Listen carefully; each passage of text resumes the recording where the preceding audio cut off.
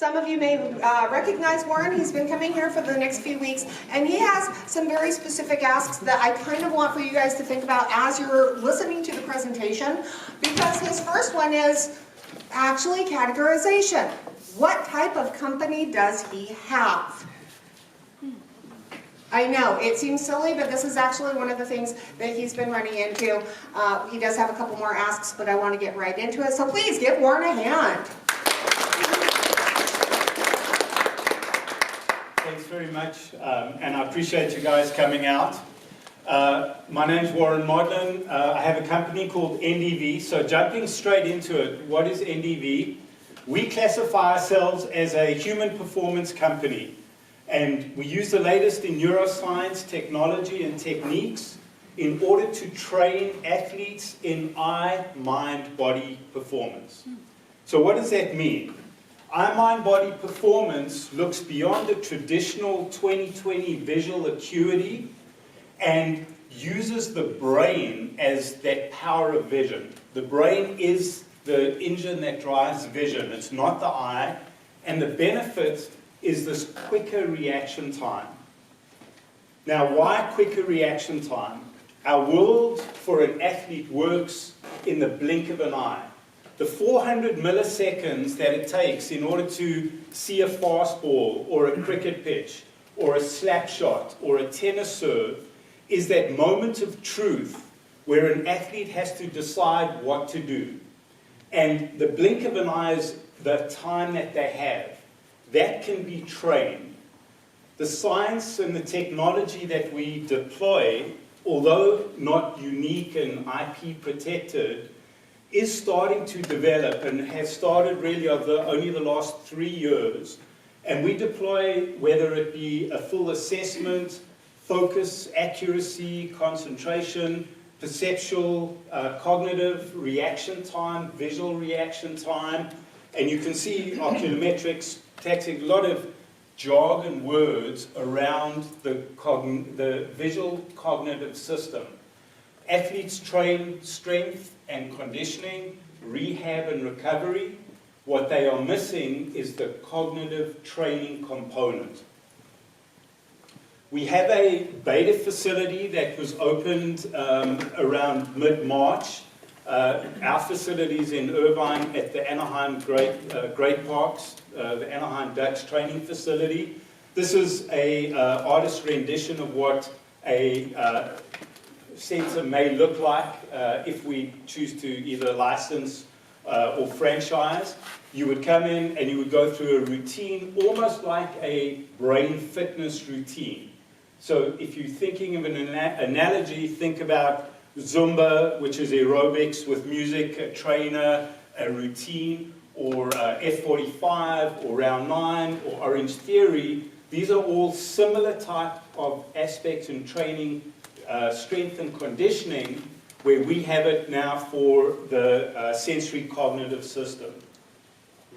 When you apply this theory to the spectrum of who would use this, you could go from the performing side on the right, as you look at it on the right-hand side, the softlete, the special operation force athlete, the traditional athlete, e-sport, your neurotypical population, the wellness, the reading disabilities, or the non-athlete who's keeping their body and their mind sharp.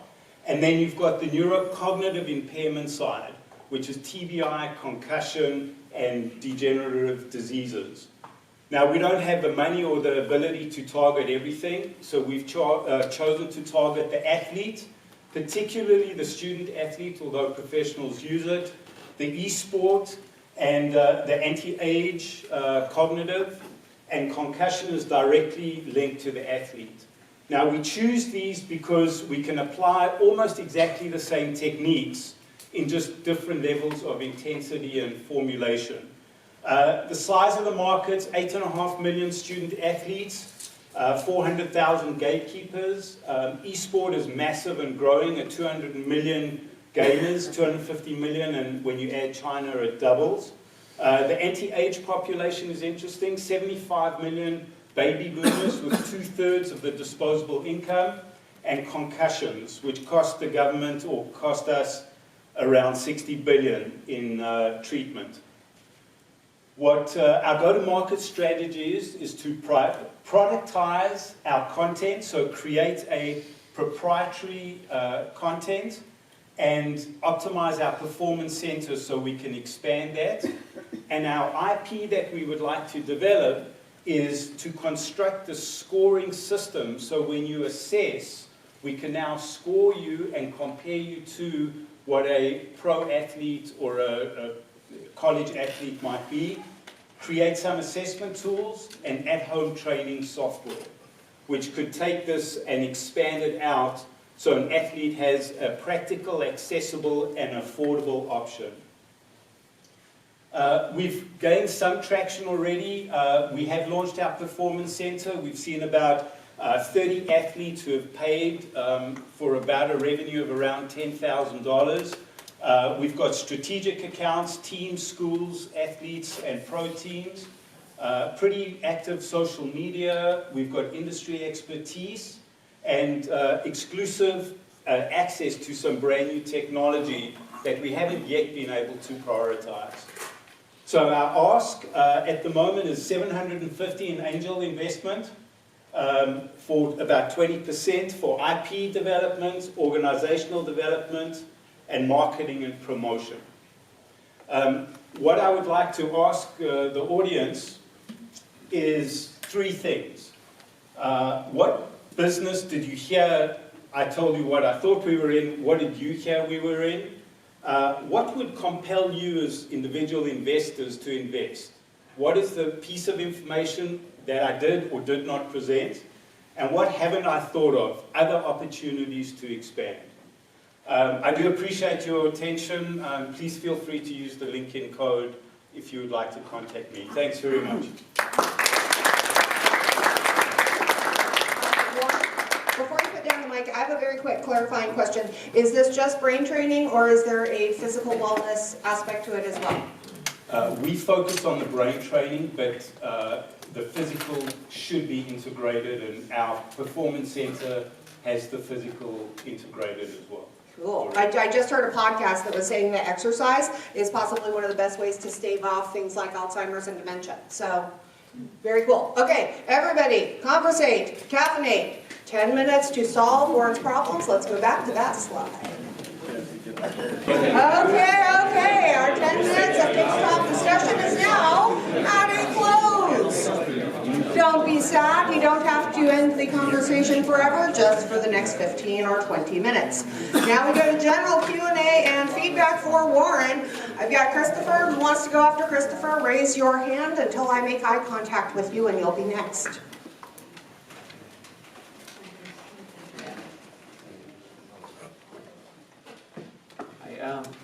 Regarding your first question, even at our table, we were a little confused because you put all the markets you can potentially go to, but it seems like it was more if you would really focus on that one first niche, kind of dominate that niche, and then after that, then you can kind of go outside of that. You seem to have a passion for sports, so I think that would probably be the first natural one that you'd kind of go into.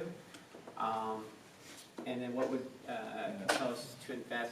It would be nice to see, okay, say if you are focusing on that, say sports one, where you are with the modules on getting each module kind of like completed so that you can say, okay, at this stage, you know, we can actually start selling these specific modules, say for sprinting or hockey or whatever they are, and then we, as an investor, I'd understand, okay, these modules are completed, we can start entering those markets, you know, within a certain time frame, and then what's your plan to actually, you know, address those specific markets as well? I appreciate it. Thanks very much. Okay, next question over here with Richard. Is there somebody who wants to go after Richard? Warren, great presentation today. One of the things that we were talking about here, your very first question is actually key and similar to what was just said. You have to decide what your market's going to be to start with. So your business, like it was just mentioned, can go for a lot of different things. You could be training people in this, you know, Army soldiers to, you know, be faster at their reflexes. You could be training goalies in hockey. You have to choose your industry and then be able to share all the data you need to share about that industry, including data that shows the difference that you're making, right? So I trained this person and now they're making decisions 15 milliseconds faster. I'm just thinking of all the different ways that your data, your approach can be used. It'd be nice to know what your competition is, because we know there are other people out there that have been doing performance training for years. And so it'd be nice to know also what's different about you, because you're going to have that value proposition to share. That will come easier when you know who you're going after. So it could be anybody. You have to decide where your passion is and then make it work. But that will also tell you what is available to you in terms of potential sales in the future, how big the market is. It will also help if you're going to have IP for that particular segment of the market. Your first question is the most important thing you can decide right now, because it's going to be hard for you to go after anything in particular, because not everybody can be your first target. Otherwise, then you don't have a target, okay? I appreciate it. Just for maybe further discussion, the 8.5 million student athletes, 12 through college, there are about 25,000 professional athletes, great market, super small, 500,000 college athletes looking to get to the next level, 8.5 million elite student athletes out of the 35 million recreational athletes. So we had looked at that as being our target market.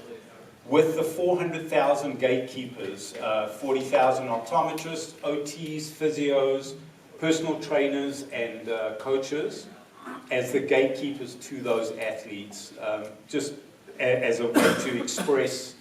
As an entrepreneur, I feel compelled, and why I wanted to get this feedback is we've been asked a lot about the e-sport athlete, and there's 300 million plus, China particularly.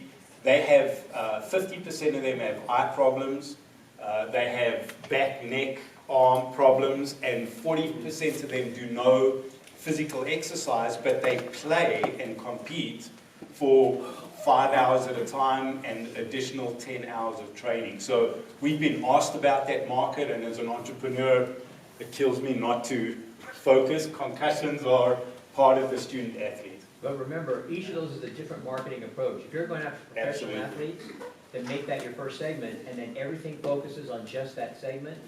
You named a whole bunch of different possible places. Just because they're all athletes, they're all different. I appreciate that. Their needs Thank are all you. different. Yep. Next question over here with TJ. So as Richard began to talk, I knew he was asking my question. Because you started out with data, and you were talking about the milliseconds in a blink, and then you moved away into more qualitative description of your business. So once again, getting back to more data, you mentioned that you have some teams that you're working with right now. Hearing about those results would be huge. In regards to compelling you to invest, I don't think an athlete endorsement really brings that much value anymore, because at the end of the day, it's an endorsement. They're likely getting paid for it somehow, or getting something back. But absolutely, the analytics would be huge. And then something that I don't know if other tables got, but you mentioned to us, was kind of what does make your process and your business proprietary is mostly right now your team and the way that you guys have the experience, and then the team, the partners that you have at Duke. So I think that would be something to add until you get those analytics and that data to show, because now it adds a little bit of credibility when, as I believe Lena mentioned, you started out by saying we don't have any IP, which is a little scary to investors. Thank you. I appreciate that. Okay, next question is across the room. So we've got Asante, and then I'll take you, George. Hello. So a concussion ended my entire athletic career. So I'm on the same page. I understood all of it. I understand the market. I understand the value. The question that we had was primarily, how is the training program currently being executed? So is it a physical? Is it a technology that you're offering? What is the product that you're selling? Because that was a little bit unclear. Great. So two comments. One, concussion is becoming really important. About 2 out of 10 student athletes will suffer a concussion, and that goes up with multiple sports, and has direct visual impact and therefore cognitive impact that can be reduced and rehabbed very quickly and very effectively. So we see that as kind of an anchor point. Today, if you booked an appointment, you have a chance to walk into our facility. Our trainer, who's been doing this for 20 years, will assess a complete visual performance assessment. Then you go through a training program. Usually it's 12 weeks, twice a week, where you come into our center, usually integrated into physical training, but you would go through focus training, accuracy training, multitasking, and then endurance. And we create exercises and training routines that focus on that. We call it FAME, hence that FAME score. What we would like to do is, with money, take all the technologies that we have, those 8 points that you saw in the circle, all represent digital and analog training and assessments. So we would like to validate all of that data and deliver a FAME score, which would then be our proprietary technology, and then be able to evaluate you as an athlete compared to either professional or at a higher level, as well as show your improvement as you go through the training. There was a question about, is this transferable? So just to be clear, and I don't want to overstate what we do, we train and we improve your performance, absolutely measurable when you get tested on all the equipment. But like everybody knows, you can get better at the game. Is it transferable to the actual in-game environment? And I don't want to tell you that just doing visual training is going to get you to hit at a launch angle and at an exit velocity that's going to give you a home run. It will allow, absolutely, mechanics to make that happen. It's confidence, it's visual, and afterwards we can talk about it. My son went through it and raised his batting average at a D1 school from 220 to 320, and that's going from nobody's looking at him to maybe a higher round draft pick. Not, one or two, but for him it was the world. And he went through it just recently, and that's an N of 1, but this, the university studies and all the science does support the improvement. Thanks for that. Next question right here with George, and then last question with Keith. First of all, great job. It was very nice and very smooth. Definitely well, more rehearsed than me. I think our table just really had a hard time understanding, what the solution looks like. What does the training look like when we go to one of these facilities? And because they're so spread very thin, and you're taking more of a shotgun approach, it seems. We weren't sure, how that solution were to work for somebody that's a soldier versus just an athlete, or like you said, people that are just suffering memory issues. So for me, I wouldn't invest because of how much facilities that you will have to have, like retail space and things like that. I wasn't too sure if you're looking at esports, maybe you don't even need a facility. Could it be software? Could it be something that's different? We don't understand clearly what your solution is and why you would need a training facility. Thanks very much. And please answer very briefly. We've got one more comment over here. I appreciate that feedback, so it's well heard. We'll take the last question. Right here with Keith. Kevin, I'm so sorry, Kevin. Thank you for the talk. I'm glad you are interested in the e-sport market. Like you said, e-sport is getting bigger and bigger in China.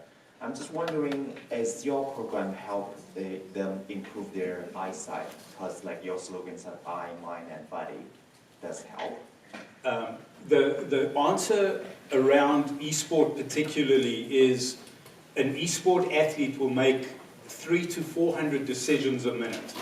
They are sitting at a computer screen that's, so we start with blue light blocking, focus ability, because your whole world is here. And then cognitively, we can stimulate the brain to learn quickly, plus exercise that involves cognitive decisions.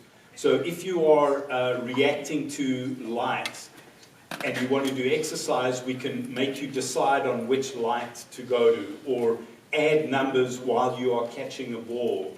So we can give you physical exercise that involves cognitive training, and we can teach you vision strategies. Just so you know, like a golfer, an amateur will look where the ball is going, a professional doesn't move.